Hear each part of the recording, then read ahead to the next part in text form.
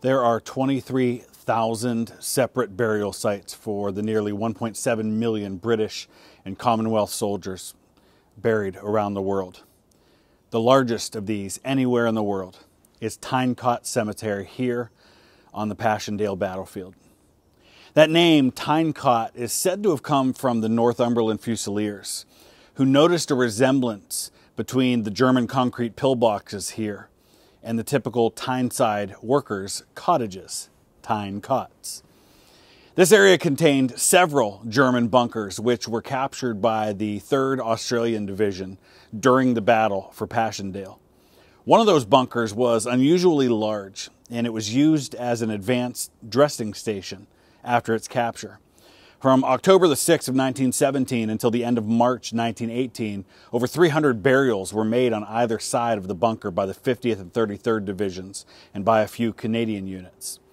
The cemetery and the surrounding area fell back into German hands between April and September of 1918 before it was finally recaptured by the Belgian army. There are now nearly 12,000 Commonwealth servicemen from the First World War buried or commemorated in Tyne Cot Cemetery.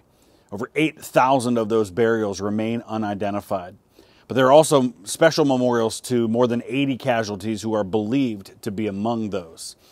Other special memorials commemorate 20 casualties whose graves were destroyed by shell fire. And there are also 4 German burials in this cemetery, 3 of them unknown.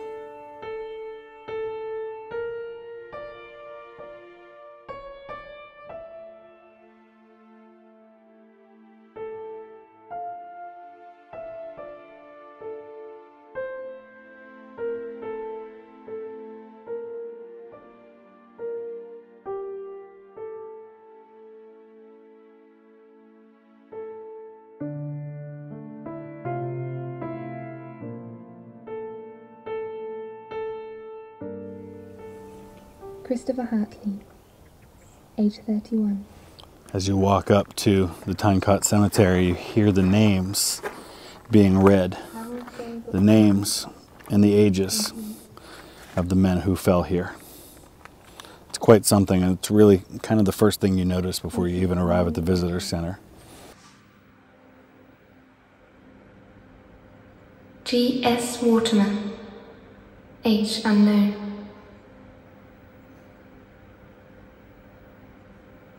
Louis Fleming Jenkin, age 22.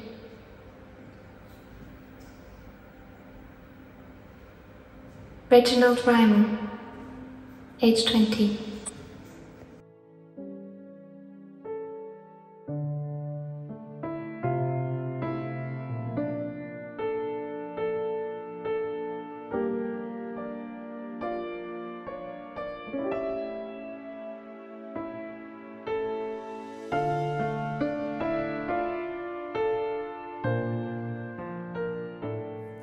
So as I often do with my visits to these cemeteries on these battlefields, I want to take the time to share some stories here. Specifically, we are going to be sharing the stories of 6 recipients of the Victoria Cross who are either buried here in a known grave or who are commemorated on the tablets for the missing. I've also brought along photos of some of the soldiers who are buried here and flags that I want to place just as a special way to honor them today. Behind me and going all the way around this part of the cemetery is a memorial wall to the nearly 35,000 British and Anzac soldiers whose bodies were never identified, who were killed in action or declared missing after August of 1917. When you add those to the names of the missing on the Menin Gate Memorial, you're up to around 90,000 British and Commonwealth soldiers whose bodies were never properly identified, who either lie in an unknown grave in one of these cemeteries or were never found and are still out on the battlefield somewhere.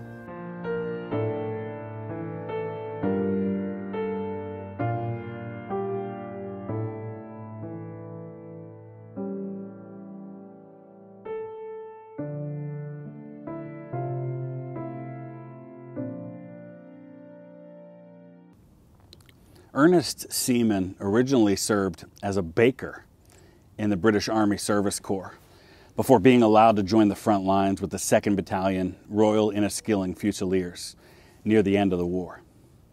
His Victoria Cross citation reads, quote, "On 29 September 1918, at Terhand, Belgium, when the right flank of his company was held up by machine guns by the enemy, Lance Corporal Seaman went forward under heavy fire with his Lewis gun and engaged the position single-handed, capturing 2 machine guns and 12 prisoners and killing 1 officer and 2 men.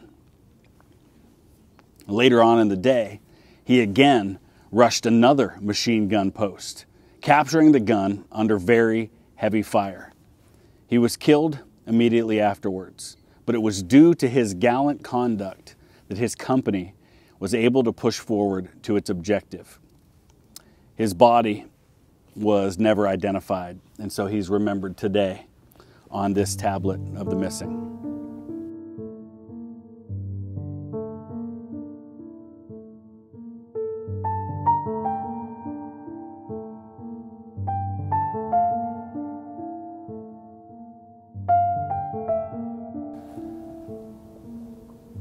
Philip Eric Bent was a lieutenant colonel in the 9th Battalion, Leicestershire Regiment. He was born in Nova Scotia, Canada, and he served as the 26-year-old lieutenant colonel of the 9th Battalion. During actions on the 1st of October 1917, east of Polygon Wood, Lieutenant Colonel Bent was in command of a part of the 9th Battalion on his right. When they were forced back due to the intensity of German artillery fire, he personally collected a platoon that was in reserve at the time and led them forward in a counterattack after issuing orders to the other officers to support a defense of the rest of the line. He was killed while leading that charge, which resulted in securing a portion of the line which was essential for subsequent operations. For his most conspicuous bravery, he was posthumously awarded the Victoria Cross on January 11th, 1918. Like so many here, his body was never identified, and so he's on the tablet behind me in honor of all of the men who are forever unidentified from the Leicestershire Regiment. William Clamp was born in Motherwell, Scotland, and he served as a corporal in the 6th Battalion Yorkshire Regiment of the British Army.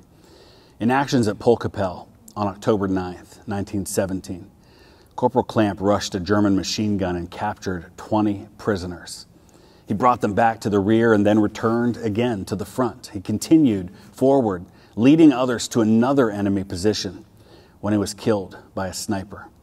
For gallantry in face of the enemy, he was posthumously awarded the Victoria Cross, which was presented to his parents by His Majesty King George V at Buckingham Palace on March 2nd, 1918.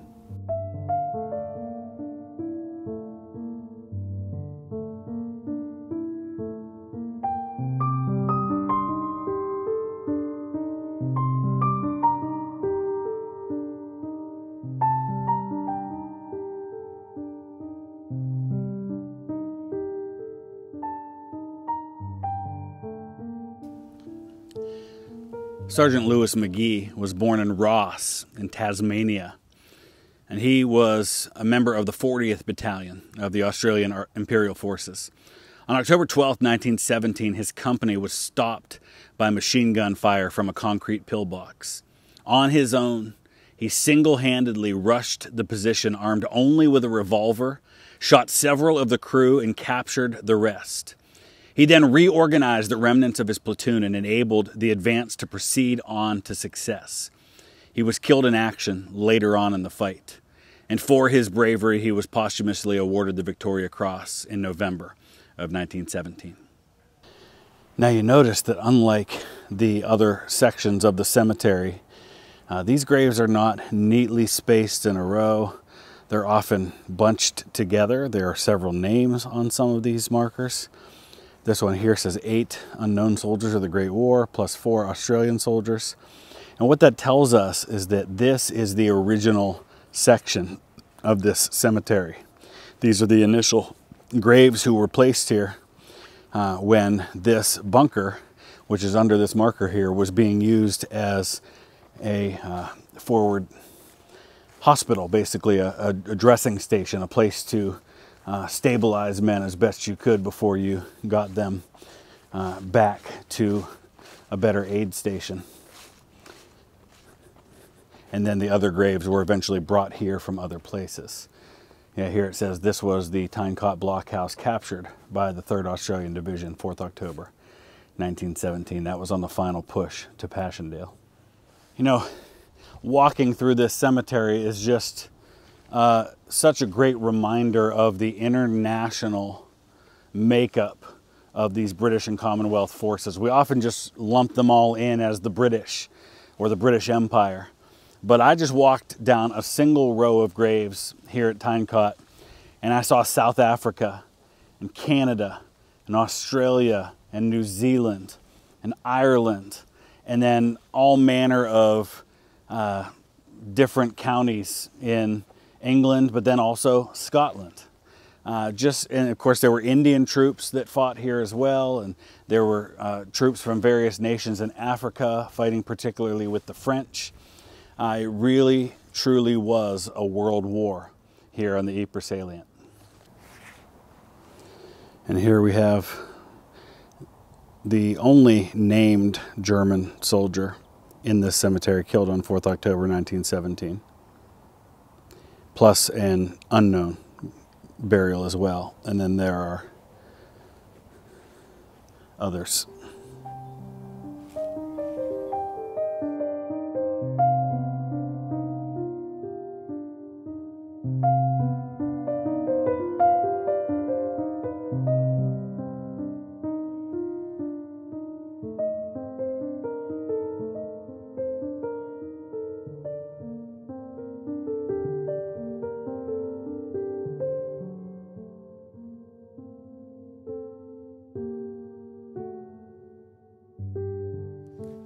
So right here we see one of the examples of one of the German concrete emplacements that are still in existence here at the Tyne Cot cemetery site.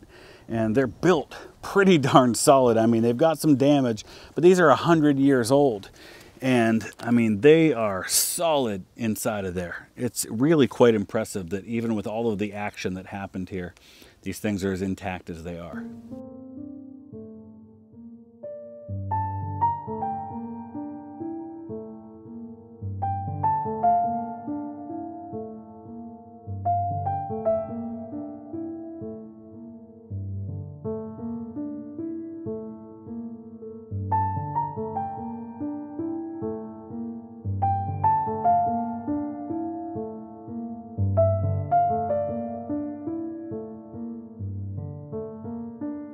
This is one grave in particular that I was looking for in here, and it's because of one of the cool things about British and Commonwealth war graves is that the families get to choose what they want to have written on the bottom.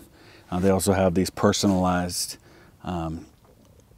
icons on each one of them that either there's a cross or they also almost always have their regimental crest on there. But this particular one, this is 2nd Lieutenant Arthur Conway Young of the Royal Irish Fusiliers, and he was born in Japan, but he was a British soldier, and his family chose to have written on his grave, "Sacrificed to the fallacy that war can end war." Powerful stuff. James Peter Robertson was born in Nova Scotia, and he served as a private in the 27th Battalion of the Manitoba Regiment of the Canadian Infantry. On the 6th of November 1917, during the assault on Passchendaele, Private Robertson's platoon was held up by uncut wire and an enemy machine gun which was causing severe casualties.